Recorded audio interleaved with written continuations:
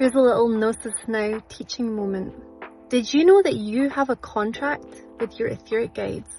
You have soul contracts with your people, but you also have a soul contract with your etheric guides. And today I renegotiated mine with Thoth for the second time. And Thoth and I, having this agenda of bringing Gnosis back to humanity, it's like he's teaching me things that I'm to teach you. And I often feel like he's deliberately winding me up enough that I come to these conclusions for myself. And the way that you do this is you ask to see the current terms in your Akashic records, and then you can edit them. There'll be some things that are non-negotiables as part of your mission programming, but they might be able to be edited. And Thoth and I spent, gosh, how long did we spend? It would have been over 4 hours negotiating a new contract. And I shared a little bit of that as it relates to the group earlier. But one thing that has brought me to the point where I'm like, we're having a complete rewrite, Thoth, is that Thoth is a trickster teacher. And it's a good learning tool. But I live with Thoth day in, day out. And sometimes I need him to not do that. And he was doing it less, but in a pre-incarnation soul space, at some point we must have made the agreement that no matter what it took to free me from the situation I was in, Thoth would do. And part of that was tricking me into my own emancipation by giving me limited pieces of information time and time and time.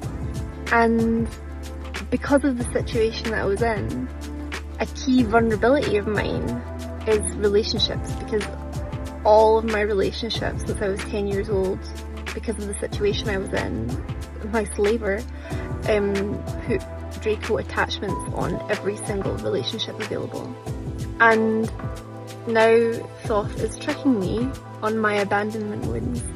So today we renegotiated, and I'm really excited to see the results of this. And I would encourage everybody to consider your etheric guides not as gods that you need to worship, but as your partners. They're your etheric sponsors, but you're here on Earth doing the mission. They can't do what they need to do on Earth without you. You realise that, right? It's a reciprocal relationship. Should we be having relationships with gods that it's not an equal reciprocal relationship? Thoth says no. And these guides are companions and helpers in our human experience. And that's key. Because when they're not incarnated, and many of our guides have never had incarnations. Thoth has had an incarnation, but a long time ago.